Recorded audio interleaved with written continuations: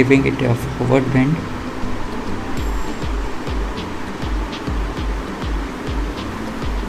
Yes, it is engaging into the embrasure. We have to check it that it is going into the right direction. Now we need to give it a further more downwards bend. Then we need to check it.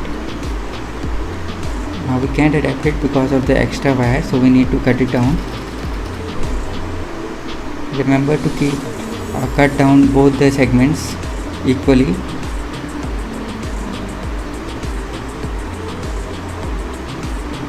Now let's check the adaptation. Yes, it is coming absolutely fine.